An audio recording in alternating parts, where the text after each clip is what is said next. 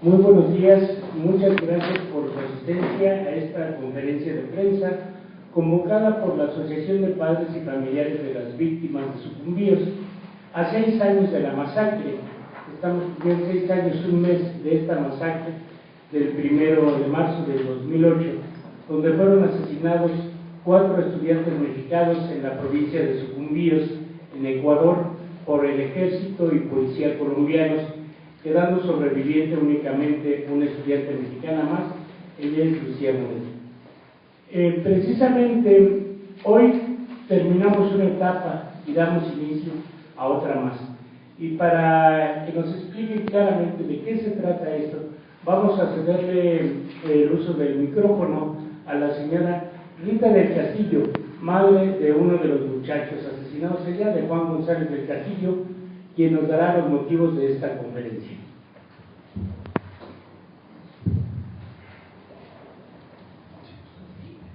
Sí, gracias. Buenos días. A los medios de comunicación nacional e internacionales, a las organizaciones populares, sociales y estudiantiles, a los organismos de derechos humanos, al pueblo de México y latinoamericano. Hoy jueves 27 de marzo se marca un acontecimiento de gran importancia para nosotros como Asociación de Padres y Familiares de las Víctimas de Sucumbíos, y creemos también es un gran paso para la verdad, la memoria y la justicia en beneficio de nuestros hijos asesinados el 1 de marzo en Sucumbíos, Ecuador, por órdenes del Estado colombiano, pero al mismo tiempo para todo el pueblo latinoamericano. En estos momentos se encuentra en la ciudad de Washington, D.C., una delegación integrada por parte del equipo jurídico de la Fundación Regional de Asesoría en Derechos Humanos, INRED, y de la Asociación de Padres y Familiares de las Víctimas de Sucumbíos, para presentar ante la Comisión Interamericana de Derechos Humanos la petición de admisión del caso del asesinato de 4 jóvenes estudiantes mexicanos el 1 de marzo de 2008 en la región de Sucumbíos, Ecuador. Como antecedente, a mediados del 2011, la Comisión Interamericana hizo público el informe de admisibilidad del caso de Franklin Ayzala, joven ecuatoriano, quien también muere asesinado en Sucumbíos el 1 de marzo de 2008, con lo cual se dejaron precedentes importantes para que nosotros podamos hoy solicitar ante la misma comisión admita el caso de nuestros hijos asesinados en los mismos hechos y cuyo principal responsable es el Estado colombiano al mando del expresidente Álvaro Uribe Vélez, del exsecretario de la Defensa y actual presidente colombiano Juan Manuel Santos Calderón, del exdirector de la Policía Nacional de Colombia Óscar Adolfo Naranjo Trujillo y de una serie de mandos militares y policiales que son responsables directos por cadena de mando de la Operación Fénix. Hoy 27 de marzo, con mucho esfuerzo, nos encontramos de manera simultánea en las ciudades de Washington D.C., Quito y México DF para realizar el anuncio de esta solicitud y que para nosotros significa un gran paso en el camino que nos fijamos desde marzo de 2008.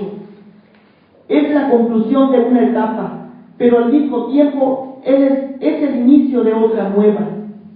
Termina una etapa que inició aquel triste 1 de marzo, cuando el odio de guerra, de venganza, de muerte, cuando la negativa de construir caminos para la paz ejecutó una agresión sin precedentes en la historia de América Latina, asesinando alrededor de 25 personas.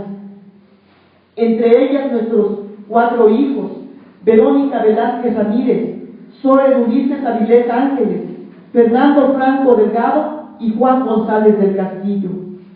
Desde el momento en que nos enteramos y corroboramos su asesinato, nos dimos a la tarea de iniciar una lucha por justicia, por reivindicar su memoria,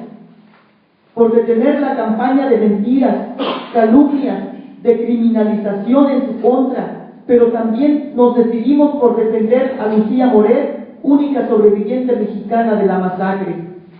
La lucha por la verdad, memoria y justicia a lo largo de estos años ha sido ardua, llena de sacrificios e innumerables adversidades que nos han conducido a este momento. Pero no es algo que hayamos logrado solos en este camino. Desde su inicio hemos encontrado la solidaridad y fraternidad de organizaciones sociales, populares, estudiantiles y de muchas personas en México, Ecuador, América Latina y en el mundo. Hemos encontrado el apoyo decidido de organismos de derechos humanos que con su experiencia y dedicación nos han acompañado a cada paso que hemos dado y que hoy muestra uno de sus más grandes logros. Sabemos muy bien que hoy es el fin de una etapa, pero al mismo tiempo el inicio de una que nos permitirá seguir caminando hasta lograr justicia para las víctimas de Sucumbíos, hasta lograr que los principales responsables de la masacre sean juzgados ante cortes internacionales por todos los delitos de lesa humanidad que han cometido contra el pueblo latinoamericano. Es el inicio de una nueva lucha, de nuevos caminos, de nuevos encuentros, que esperamos que sean en compañía de todos aquellos que han estado con nosotros desde el inicio o que se han ido sumando en cada paso que hemos dado. Esperamos que cada vez seamos más, que nos sumemos más a la exigencia de justicia para las víctimas de Sucumbíos, que no es otra cosa más que exigir justicia para los pueblos latinoamericanos y que logremos un nuevo amanecer para todos nosotros. Los mantendremos al tanto de cada avance que tengamos ante esta solicitud de admisión a la Comisión Interamericana de Derechos Humanos. Nuestros esfuerzos en estos momentos se enfocarán en poder coadyuvar con todos los elementos probatorios necesarios para que la demanda sea admitida, que se tomen todas las medidas necesarias para investigar el asesinato cobarde de nuestros hijos y se juzgue a los responsables, que recaen para términos de esta demanda en la figura del Estado colombiano, pero al mismo tiempo se determine la responsabilidad de México y Ecuador en las omisiones jurídicas del caso y que se siente un precedente de justicia para los pueblos latinoamericanos. Washington DC, Quito, Ecuador y México DF a 27 de marzo de 2014, por Verónica, Soren, Juan, Lucía y Fernando, a 6 años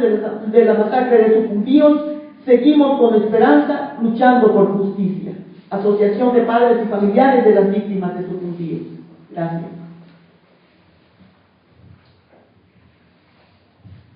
Pues bien, como decía la señora Rita, hoy estamos presentando esta solicitud de admisibilidad de la denuncia para que sean castigados, para que se proceda jurídicamente en contra de los responsables del asesinato de nuestros 4 compañeros en Sucumbíos, Ecuador. Y queremos hablar también un poquito del contexto geopolítico. Sin tener los elementos necesarios, nosotros presuponemos desde la formación, desde la edición del libro de hace 2 años de Sucumbíos, Historias de una Infamia, en el trabajo de investigación que nos hemos dado, que este caso no fue nada fortuito, no fue hecho al azar, porque tenemos antecedentes que desde antes la Embajada colombiana en México ha tenido una injerencia y, obviamente, con el último reporte del Washington Post nos damos cuenta también de la intervención de la CIA, precisamente en el seguimiento del apoyo a los movimientos sociales. ¿Esto qué quiere decir? Qué casualidad que cuando sucede lo de Sucumbíos, hay 2 organizaciones de la extrema derecha mexicana, la de este señor Velasco Arzac y Ortega Sánchez, que son los que presentan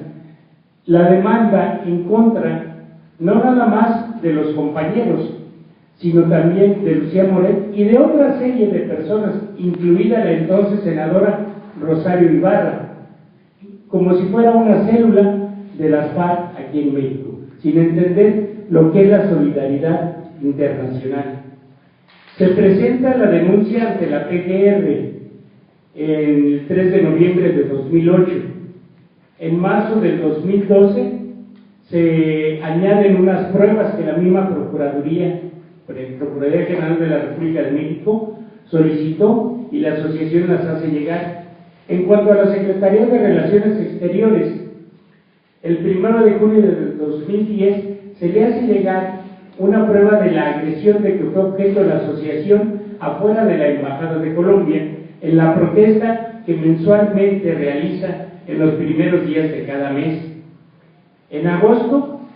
el embajador colombiano, en ese entonces, Luis Camilo Osorio, niega esta agresión, aunque están los videos y sigue en YouTube todas estas muestras. En septiembre del 2010,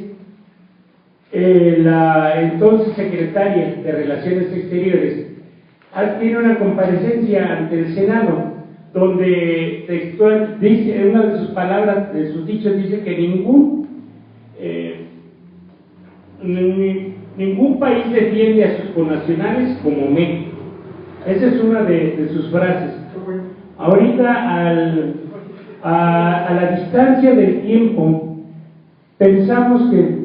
a lo mejor sí tiene razón, ningún país defiende a sus connacionales como México, porque México no los defiende.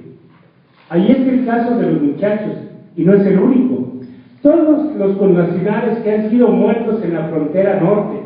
todos los connacionales que son humillados y vejados diariamente en otros países, no son defendidos. Entonces yo creo que a eso se refería la señora secretaria. Ningún país defiende a sus connacionales como México. Se le pidió en esa época la expulsión del entonces embajador por la agresión a la Asociación de Padres y Familiares. Bueno,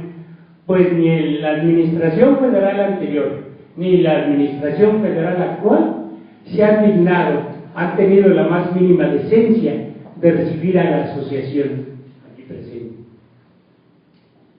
Ni el señor presidente en aquella época, Felipe Calderón, fue capaz de enviar un solo telegrama, cuando menos de condolencia, a los familiares de las víctimas de sucumbidos. Desde ese principio, desde esos años, las organizaciones de derechos humanos en México, de alguna forma, entre ellas la Comisión Nacional de Derechos Humanos, a la que se le ha pedido también se pronuncie al respecto, no ha hecho nada.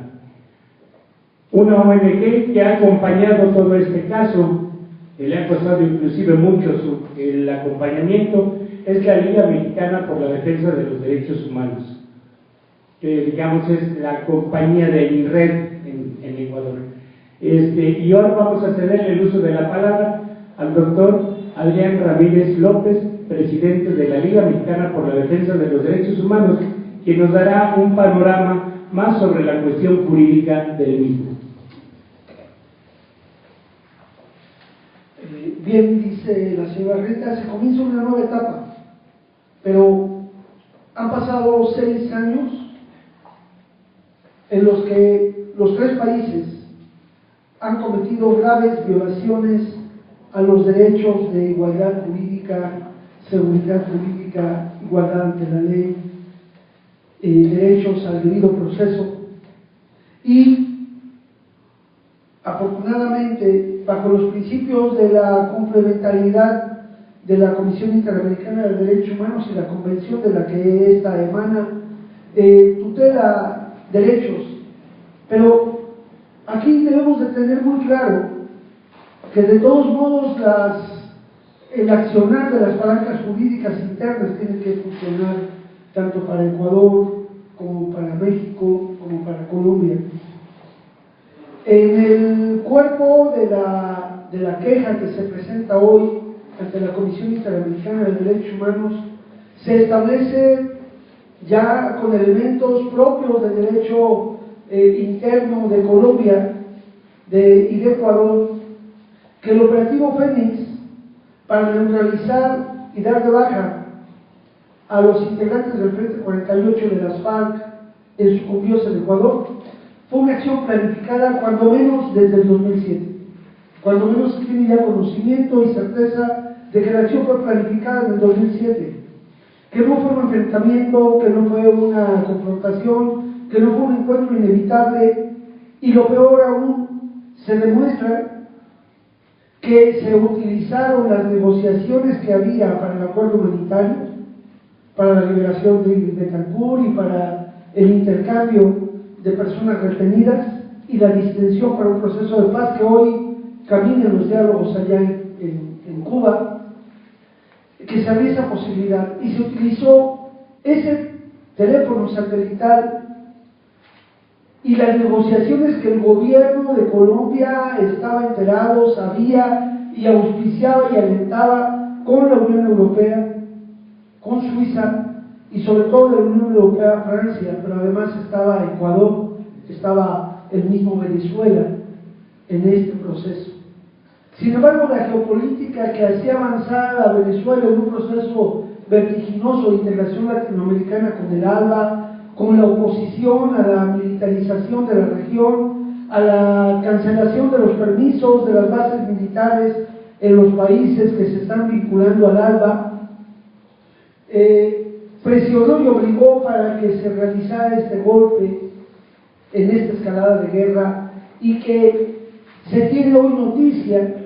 que en el operativo Fénix hubo la certeza de que sabían que había personas no combatientes en ese lugar. De lo que se aseguraron fue el tamaño de las personas que en ese momento se encontraban, porque días anteriores estuvieron personas de alto nivel, porque eran la gente de la negociación. Antes de que llegaran estos jóvenes mexicanos al campamento de negociación diplomática de las FARC, y recalco, de campamento de negociación diplomática tolerada, auspiciada por diferentes gobiernos y por el propio Estado colombiano en coordinación con Ecuador. Ahí estuvieron unos jóvenes estudiantes también de Chile. A los mexicanos les tocó llegar la víspera, corroboraron vía satelital y ejecutaron ese lamentable y descabellado y inhumano delito de lesa humanidad. Es importante señalar que se utilizaron alta tecnología y que el Mossad israelí tuvo una injerencia muy importante en el diseño del operativo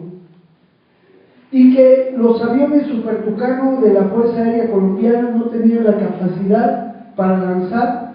las bombas que fueron certeramente las que aniquilaron en el campamento. Fueron aviones del ejército estadounidense que salieron de las bases de Tres Esquinas, Olaria, probablemente en territorio colombiano, las que pudieron ejecutar este golpe certero con la intervención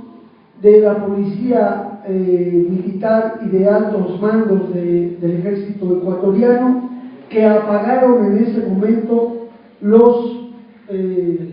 satélites para el rastreo de la invasión del territorio ecuatoriano y que permitieron como desdibujar las evidencias. Este lanzamiento de las bombas lo pudimos ver nosotros cómo se estuvo actuando en esos meses más o menos cercanos en los territorios de Palestina y en esos ataques quirúrgicos. Es el mismo modelo. Entonces hay una responsabilidad también de Estados Unidos que no la podemos poner en la denuncia, porque como bien sabemos Estados Unidos es el país que menos tratados y menos compromisos internacionales en materia de derechos humanos suscribe, pero ahí está la injerencia y la participación.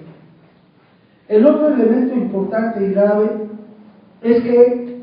quedó demostrado ya y sentenciado en los tribunales de la Suprema Corte de Justicia de Colombia que el operativo Fénix fue determinado como ilegal. La propia Suprema Corte determinó que era un acto en el que se había violentado los acuerdos transfronterizos en materia de colaboración en procuración de justicia, los tratados de acuerdos de cooperación entre ambos países, y determinó que todas las pruebas obtenidas tenían un vicio de origen porque no se convocó a las instancias civiles para que aseguraran el lugar de los hechos, para que aseguraran las pruebas, y fueron los elementos del Ejército y la Policía Nacional las que hicieron esta situación. Otro elemento también importante que ya se destaca a nivel jurisdiccional en Colombia es que hubo también el abandono de las personas ejecutadas, hubo también el abandono de personas lesionadas, porque a ellos lo que les interesaban eran fundamentalmente alias Raúl Reyes, y a eso se concretaron. Mintieron en la cooperación con la policía ecuatoriana, al darle malas coordenadas en un principio, a mentirle respecto a la naturaleza del operativo que se había llevado a cabo, y lo peor, corrompieron a elementos del ejército ecuatoriano para que contribuyeran con Colombia en los interrogatorios a las sobrevivientes, y tenemos constatado y obra en elementos de video públicos en los que se le tortura a Lucía Moret mientras supuestamente se le está curando y se le está tomando declaraciones por elementos del ejército ecuatoriano. Ante eso, también hay que señalar que lamentablemente el gobierno de Ecuador ha tenido una serie de omisiones respecto a la integración de la investigación sobre el caso de la muerte de los muchachos, y es por ello que se está pidiendo su competencia ante la Comisión Interamericana de Derechos Humanos para que agilice la integración de la averiguación de la indagatoria judicial allá. Otro elemento también importante que hay que tomar en cuenta es que hoy Ecuador cuenta ya con sus códigos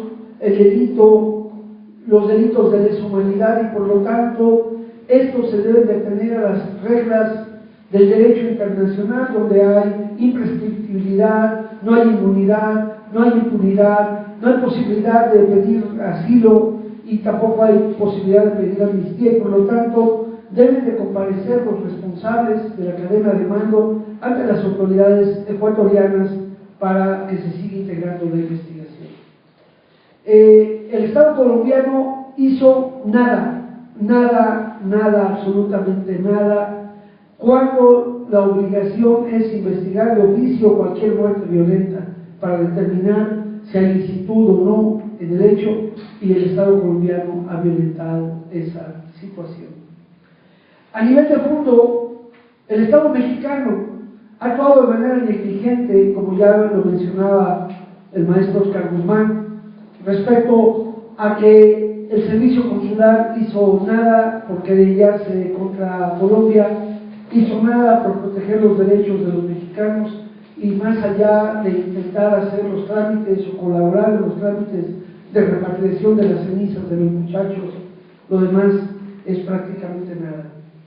La Procuraduría General de la República ha cometido graves omisiones en la negligencia de integración de la averiguación previa UR, diagonal 041, diagonal 2009,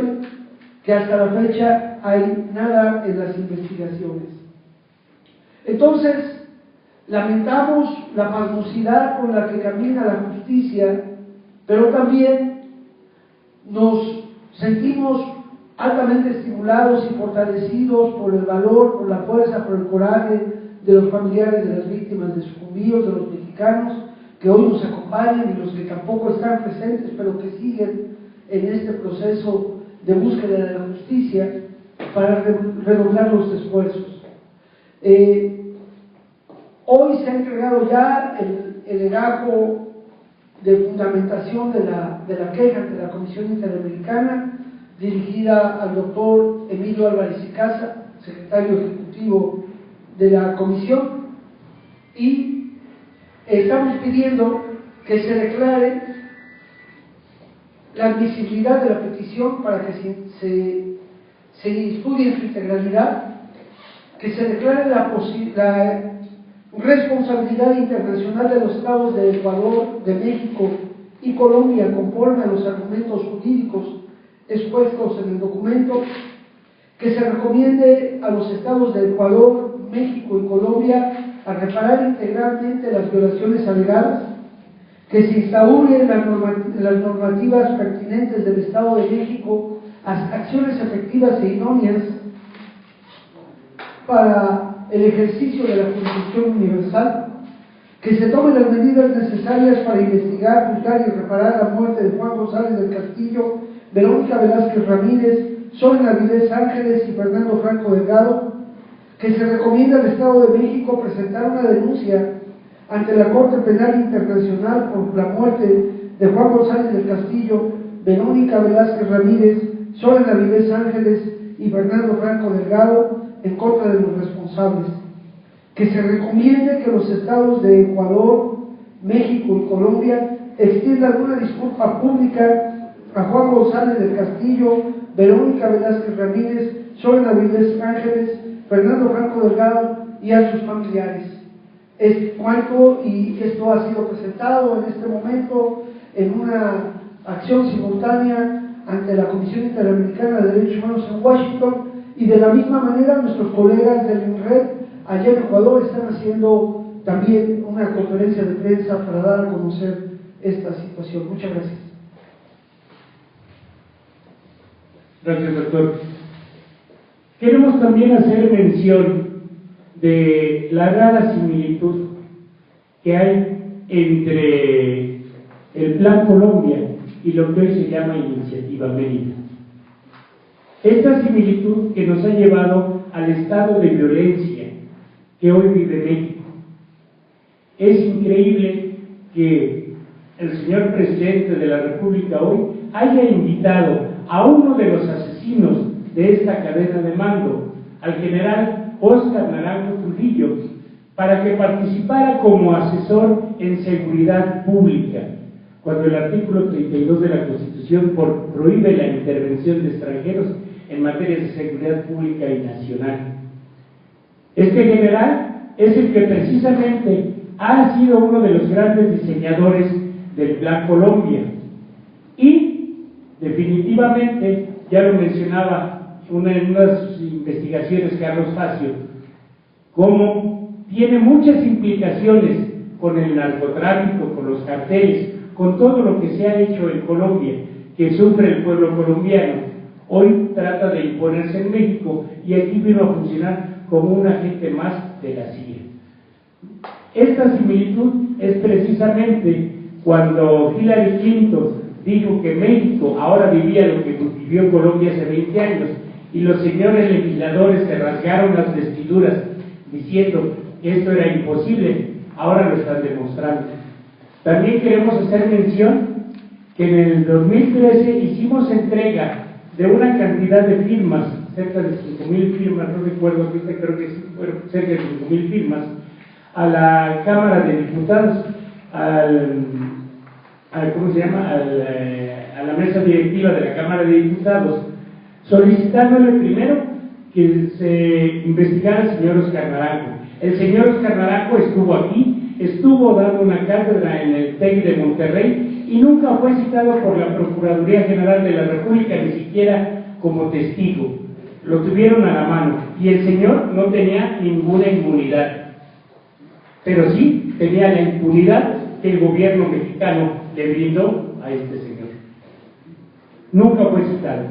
La Cámara de Diputados, la Cámara de Senadores, pues sí, nos han escuchado, ya presentamos el libro de Sucumbíos en la Cámara de Diputados en una ocasión, pero de ahí no ha pasado. Parece que el caso Sucumbíos ha vestido bien a algunos legisladores, pero en contrario, la asociación no ha recibido nada más. Le voy a ceder la palabra al compañero Israel, que quiere hacer una invitación para el próximo día primero. Buenas tardes, buenos días a todos. La invitación es para que este martes 1 de abril nos acompañen a la protesta como cada mes lo estamos haciendo desde hace 6 años, frente de la Embajada Colombiana, a la 1 de la tarde, para que ahí también ya van a estar nuestros compañeros, don Álvaro que está en Washington, Rita que está, Genoveva y Ana María que están allá en Quito, y bueno, también van a traer información del viaje y todo lo que conlleva en el contexto jurídico.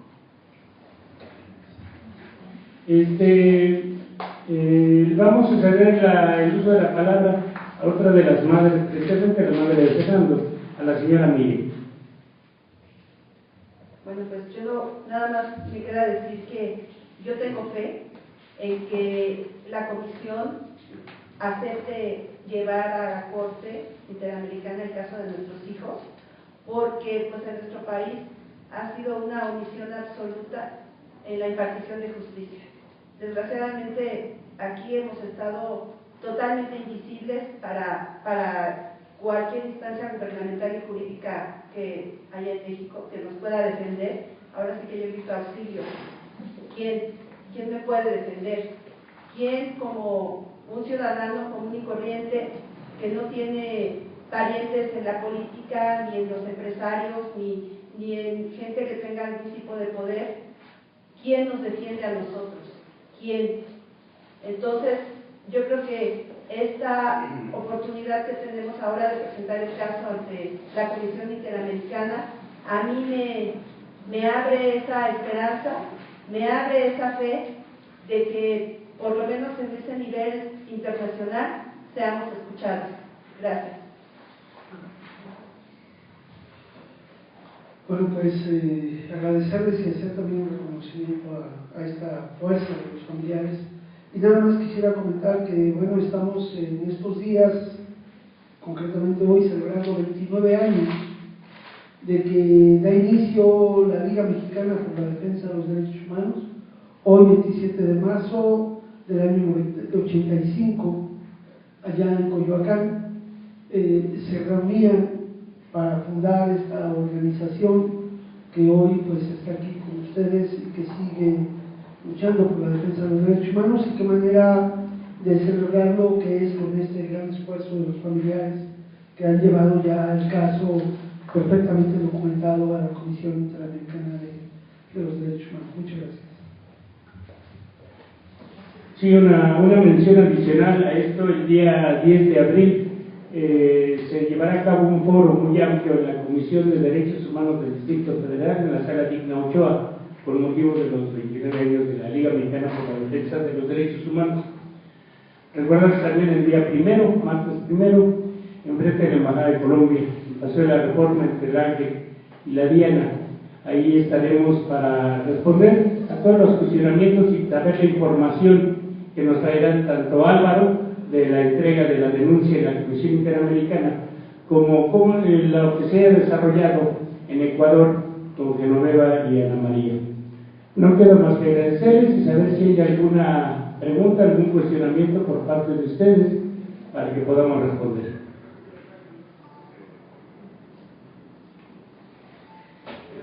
Bien, si no hay cuestionamiento, pues agradecerles mucho su asistencia y los esperamos el día primero.